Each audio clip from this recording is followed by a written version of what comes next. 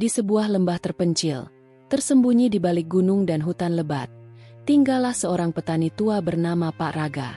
Usianya sudah lanjut, rambutnya putih semua, dan tubuhnya mulai bungkuk. Ia hidup sendirian di sebuah gubuk reot yang berdiri di pinggir sawah kecil. Sawah itu satu-satunya harta yang ia punya, sebidang tanah yang ia rawat sejak muda, meskipun hasilnya tak pernah seberapa. Setiap hari, Pak Raga bangun sebelum matahari muncul. Ia menyapu halaman, menimba air dari sumur dangkal, lalu mulai mencangkul tanah kering yang penuh retakan. Tak ada traktor, tak ada mesin, hanya tangan tua dan cangkul berkarat yang menemaninya. Padi yang ia tanam tumbuh pelan, dan sering gagal panen karena hama, banjir, atau kemarau panjang. Warga desa di seberang bukit jarang berinteraksi dengannya. Mereka menganggap Pak Raga aneh karena memilih tinggal sendirian jauh dari keramaian. Tapi Pak Raga tak mempermasalahkan itu. Ia hanya ingin menjaga sawah peninggalan orang tuanya, meskipun hasilnya hanya cukup untuk bertahan hidup sehari ke sehari. Di malam hari, Pak Raga duduk sendiri di serambi gubuknya.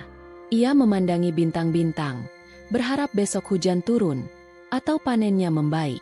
Kadang ia berbicara pelan ke angin, seolah berbincang dengan sesuatu yang tak kasat mata. Yang tidak diketahui siapapun adalah, Pak Raga tidak sepenuhnya sendiri. Jauh di bawah tanah, tersembunyi di balik akar dan bebatuan, seekor makhluk diam mengintai dari kegelapan. Ia bukan musuh, bukan pula hama, tapi sahabat sejati yang belum pernah dilihat oleh mata manusia lain. Dan di malam yang akan datang, sahabat itu akhirnya muncul. Malam itu, suasana di ladang Pak Raga lebih sunyi dari biasanya. Angin tidak bertiup, jangkrik pun seolah enggan bersuara. Di bawah cahaya rembulan yang pucat, Pak Raga duduk di tepi sawah sambil memegang semangkuk nasi sisa makan malam. Ia letakkan mangkuk itu di atas batu kecil di pinggir pematang. Sebuah kebiasaan aneh yang ia lakukan hampir setiap malam. Orang-orang mungkin menganggapnya sudah pikun, tapi Pak Raga tahu, mangkuk itu tidak akan kosong keesokan harinya. Dan benar saja. Begitu Pak Raga masuk ke gubuk dan menutup pintunya, dari balik semak-semak dekat pematang, sesuatu yang besar merayap perlahan keluar dari tanah. Tubuhnya panjang dan tebal, sisiknya hijau berkilau seperti batu giok, kepalanya besar dan tenang, dengan sepasang mata kuning yang menyala lembut di kegelapan. Itulah Gilang, ular hijau raksasa yang selama bertahun-tahun diam-diam menjaga ladang Pak Raga dari gangguan hama, terutama tikus-tikus yang menyerbu saat malam tiba. Gilang tidak berbicara. Ia tidak perlu. Ia hanya datang, mengendap, dan berburu dengan tenang, menyantap tikus-tikus yang bersarang di antara batang padi. Pak Raga tidak pernah ketakutan. Justru sebaliknya, ia merasa bersyukur. Sejak Gilang mulai muncul di ladangnya, sawahnya tidak lagi rusak parah. Ia bisa panen, meski tidak banyak, tapi cukup untuk makan, cukup untuk hidup. Hubungan mereka sederhana, tidak ada kata-kata, tidak ada kontrak, hanya satu memberi, dan satu lagi menjaga. Dan malam itu, seperti malam-malam sebelumnya, Gilang menyantap tikus terakhir, lalu melingkar pelan di tepi sawah. Sebelum fajar menyingsing, ia kembali masuk ke liangnya, meninggalkan ladang dalam keadaan aman. Pak Raga tahu, selama Gilang ada, ladangnya akan baik-baik saja. Tapi dunia terus berubah. Dan bahkan sahabat paling setia pun, suatu saat akan diuji oleh waktu dan keadaan. Setiap malam, sebelum tidur, Pak Raga selalu melakukan satu hal yang sama. Ia akan menanak sedikit nasi lebih banyak dari biasanya, lalu mengambil sejumputnya, menaruhnya dalam mangkuk tanah liat, dan membawa mangkuk itu ke tepi sawah.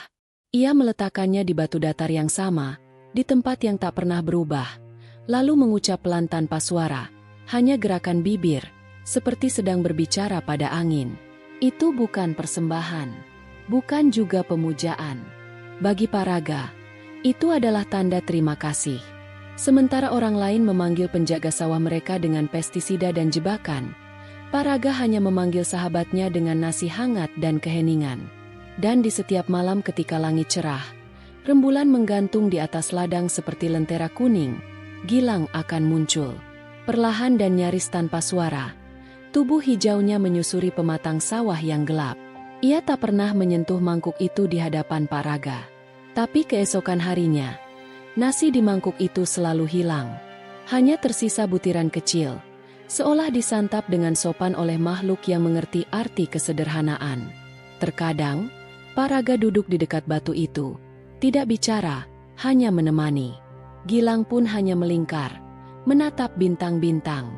Keduanya diam, tapi saling mengerti. Tak ada janji, tak ada permintaan. Tapi hubungan itu terasa kuat, lebih kuat dari kata-kata. Di dunia yang penuh suara, justru dalam keheningan, lahir persahabatan sejati. Musim demi musim berlalu, tahun berganti. Tapi rutinitas di ladang Pak Raga tak pernah berubah. Ia tetap bangun saat fajar, mencangkul perlahan, menanam padi satu persatu, dan setiap malam, meletakkan mangkuk kecil nasi di atas batu. Dan sesuatu mulai berubah di ladangnya. Padi yang dulu sering patah dan layu, kini tumbuh lebih tinggi dan kuat. Daunnya hijau segar, batangnya tegak, dan bulirnya mulai berat sebelum waktunya. Tak lagi ada lubang kecil di batang, tak ada jejak tikus di pematang. Sawah Pak Raga kini bersih dan tenang, seperti dilindungi oleh sesuatu yang tak terlihat. Warga desa mulai memperhatikan. Ladang Pak Raga panennya bagus, ya? Bisik seorang ibu di pasar. Aneh, padahal dia kerja sendiri, tanpa mesin. Jawab yang lain. Tapi Pak Raga tidak menjawab apa-apa. Ia hanya tersenyum kecil dan mengangguk. Ia tahu rahasia ladangnya bukan pada pupuk, bukan pada alat, tapi pada kehadiran sahabat hijaunya, Gilang. Dengan perlindungan Gilang, panen Pak Raga mulai stabil. Ia tak lagi kelaparan di musim paceklik. Bahkan ia bisa menjual sebagian hasil padinya, membeli pakaian baru, dan menambal atap gubuknya yang bocor. Hidupnya masih sederhana, tapi kini lebih tenang. Dan setiap malam, saat rembulan naik ke langit, ia tetap menaruh semangkuk nasi di atas batu, tanpa pernah lupa. Karena ia tahu, rasa syukur adalah pupuk terbaik untuk ladang dan persahabatan. Namun di balik langit yang damai, waktu mulai merangkai tantangan baru. Sebuah musim yang akan menguji segalanya, kesetiaan, harapan, dan hati yang pernah sederhana. Awalnya, musim itu datang seperti biasa. Awan mulai menebal, angin bertiup pelan membawa aroma tanah basah, dan langit sesekali memercikan hujan ringan. Tapi itu hanya tipuan. Hari-hari berlalu, langit menjadi semakin terang. Awan-awan pergi entah kemana, meninggalkan matahari yang membakar tanpa ampun. Hujan tak kunjung turun. Tanah mulai mengeras, air di parit menyusut, dan retakan-retakan muncul di pematang sawah. Pak Raga cemas. Ia mencoba menyiram tanaman dengan air sumur, tapi itu tidak cukup. Ladangnya luas, dan sumurnya dangkal. Setiap pagi, ia menimba air sampai tangannya gemetar. Tapi padi tetap menguning sebelum waktunya, kering dan mati. Tikus-tikus pun mulai kembali. Entah dari mana, mereka bermunculan di malam hari. Tubuh mereka kurus, lapar, dan nekat. Gilang masih setia berburu, tapi jumlah mereka terlalu banyak, dan tanah terlalu keras untuk berburu dengan tenang. Pada malam yang sunyi, saat langit tampak kosong seperti lembaran kertas putih, Pak Raga duduk di dekat batu pematang. Ia menatap mangkuk nasi yang sudah ia letakkan seperti biasa, tapi hatinya gelisah. Dan untuk pertama kalinya dalam waktu yang lama, Gilang muncul lebih awal. Ia tidak melingkar atau berburu. Ia mendekat perlahan, tubuhnya terlihat lelah, dan matanya memancarkan sesuatu yang belum pernah Pak Raga lihat sebelumnya, kekhawatiran. Gilang mengangkat kepalanya tinggi, lalu menggerakkan tubuhnya seperti mengisyaratkan sesuatu. Ia melirik ke arah bukit di kejauhan, lalu menatap Pak Raga dalam-dalam. Tak ada suara, hanya tatapan dalam malam. Pak Raga mengerti.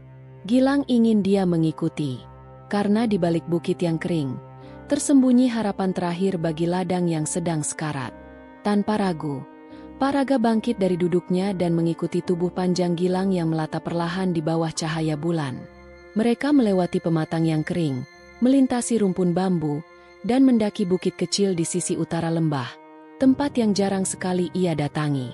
Tanahnya berbatu, ditumbuhi ilalang tinggi, dan sepi tak berpenghuni. Di tengah lereng bukit, Gilang berhenti. Ia menatap sebuah batu besar yang tertanam separuh ke dalam tanah. Batu itu kasar, penuh lumut, dan terlihat tak berarti. Tapi Gilang tahu sesuatu yang Pak Raga tidak tahu. Dengan kekuatan yang tenang namun pasti, tubuh Gilang melilit batu itu erat. Ia mengencangkan lilitannya, lalu dengan satu gerakan cepat, ia menggoyang dan menghentakkan batu itu hingga retak dan terguling ke samping. Dan dari dalam celah tanah yang terbuka, terdengarlah suara pelan. Blup-blup. Muncullah air. Jernih, dingin, mengalir pelan, lalu deras. Semakin deras. Mata air itu memancar seperti kehidupan yang terbangun dari tidur panjangnya. Pak Raga terdiam. Matanya berkaca-kaca. Air itu mengalir menuruni bukit, melewati saluran-saluran kecil yang dulunya mati, lalu mengarah ke ladangnya yang kering. Gilang menatap Pak Raga sejenak, lalu kembali masuk ke dalam semak dan lenyap dalam gelap malam, seolah mengatakan, "Tugasku untuk malam ini selesai." Pak Raga tidak berkata apa-apa. Ia hanya bersimpuh di depan mata air, meraupnya dengan tangan, dan menumpahkannya ke wajahnya yang tua. Itu adalah malam di mana harapan kembali mengalir. Dan besok pagi, tanah akan basah, padi akan tumbuh lagi. Tapi seperti air yang terus mengalir, waktu juga terus berjalan, membawa perubahan yang tidak selalu bisa dikendalikan. Musim terus berganti. Ladang Pak Raga kembali hijau, bahkan lebih subur dari sebelumnya. Air dari mata air di bukit terus mengalir deras, menyuburkan sawah, menghidupkan tanah yang dulu nyaris mati. Panen demi panen datang tanpa gagal.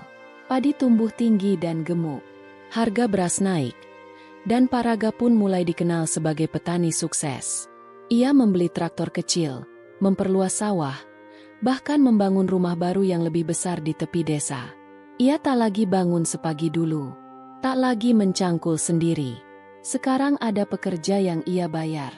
Anak-anak muda yang membantunya mengangkut karung-karung beras dari lumbung. Dan malam pun berubah. Semangkuk nasi yang dulu rutin diletakkan di atas batu, mulai jarang hadir. Kadang lupa, kadang sengaja tak dibuat. Pak Raga mulai berpikir, toh sawahku sudah aman sekarang. Air cukup. Tikus pun tak banyak. Gilang tetap datang, beberapa malam pertama. Tapi saat melihat batu kosong itu, ia hanya menatap hampa. Tak ada marah, tak ada desis. Hanya keheningan yang panjang, lebih panjang dari malam-malam sebelumnya. Hingga akhirnya, suatu malam, ia tidak datang sama sekali. Pak Raga sempat menunggu. Tapi esoknya, dan malam-malam berikutnya, batu itu tetap kosong. Tak ada suara, tak ada jejak tubuh yang melata. Tak ada sahabat hijau yang dulu setia menjaga. Dan diam-diam, di bukit tempat mata air mengalir, liang tempat Gilang bersemayam tertutup perlahan oleh akar dan bebatuan. Seolah dunia berkata, waktumu di sini sudah selesai. Pak Raga tidak langsung merasa kehilangan. Ia terlalu sibuk dengan panen dan uang. Tapi waktu berjalan, dan apa yang tumbuh dari rasa lupa, akan berbuah penyesalan. Karena ketika sahabat sejati pergi, ia tidak pamit. Ia hanya tak pernah kembali. Awalnya, hanya 1-2 batang padi yang patah. Pak Raga mengira itu hanya angin. Tapi malam-malam berikutnya, terdengar suara gemerisik aneh dari sawah. Daun-daun padi seperti digerogoti. Lumbung beras mulai berlubang kecil. Dan pagi itu, saat matahari baru naik, Pak Raga berdiri di tengah ladangnya yang hijau, lalu membeku. Ratusan, bahkan mungkin ribuan, berkeliaran bebas, merusak batang padi, menggali lubang-lubang, dan menyantap hasil panen yang belum sempat dipanen. Tak ada Gilang. Pak Raga berlari ke bukit, berharap melihat jejak sahabatnya. Tapi liang itu sudah tertutup rapat, tak lagi basah, tak lagi bernafas. Ia memanggil, berteriak, lalu berbisik pelan. Namun tak ada yang menjawab. Ia mencoba mengusir tikus dengan racun dan jebakan. Tapi semuanya sia-sia. Mereka terlalu banyak, terlalu lapar. Dan sekarang mereka tahu, Ladang ini tak lagi dijaga. Musim panen gagal total. Air dari mata air pun mulai menyusut, mengalir pelan, lalu berhenti. Mungkin karena salurannya rusak, atau karena alam sudah memutuskan cukup sudah. Mesin-mesin kecil milik Pak Raga mulai rusak karena lumpur dan waktu. Para pekerja meninggalkannya satu persatu. Tak ada yang mau bekerja di ladang mati. Rumah barunya mulai retak. Atap bocor. Dan suara jangkrik kini terdengar seperti ratapan. Pak Raga duduk di beranda, menatap sawahnya yang kini tinggal batang-batang padi yang patah, dengan tanah yang kembali keras dan sunyi. Ia baru benar-benar merasa kehilangan. Bukan kehilangan uang, bukan ladang yang rusak, tapi kehilangan satu-satunya sahabat yang pernah benar-benar menjaga, tanpa pernah meminta apa-apa. Dan dalam diam yang menusuk, malam pun turun, tanpa rembulan, tanpa gilang. Kini, Pak Raga tak lagi dikenal sebagai petani kaya. Ia kembali seperti dulu, hidup sendiri di gubuk kecil yang mulai reot. Tapi ada satu hal yang berbeda. Sawahnya tak lagi hidup. Tanahnya gersang, penuh lubang. Tikus-tikus berkeliaran tanpa takut. Padi yang ditanam tak pernah tumbuh lebih dari setinggi lutut. Air pun hanya muncul sesekali dari mata air yang semakin melemah. Setiap pagi, Pak Raga tetap pergi ke ladang. Bukan untuk menanam, bukan untuk memanen, tapi hanya untuk menunggu. Duduk diam di tepi pematang, menatap ke arah batu tempat ia dulu meletakkan semangkuk nasi. Kadang ia membawa mangkuk kosong dan meletakkannya kembali di sana. Tapi tak pernah lagi disentuh, tak pernah lagi hilang. Hanya dibiarkan kering oleh angin malam. Ia berharap Gilang akan kembali. Tapi ia tahu, harapan itu sudah lama pergi, bersama kepergian sahabatnya. Malam-malam kini lebih dingin, dan ladang lebih sunyi dari sebelumnya. Hanya suara tikus dan gesekan ilalang yang menyertai. Pak Raga sering berbicara sendiri, meminta maaf pada angin, pada tanah, pada sahabat yang tak pernah dimilikinya kembali. Tapi tidak semua maaf bisa mengembalikan yang telah hilang. Dan pada suatu malam, di bawah cahaya bulan yang pucat, Pak Raga tersenyum kecil. Ia menatap langit, dan untuk sesaat, ia membayangkan tubuh hijau panjang itu menyusuri pematang, dengan mata yang tenang, seperti dulu. Tapi itu hanya bayangan. Karena beberapa sahabat datang hanya sekali dalam hidup, dan jika kita tidak menjaganya, kita mungkin akan menghabiskan sisa waktu hanya untuk merindukan diamnya.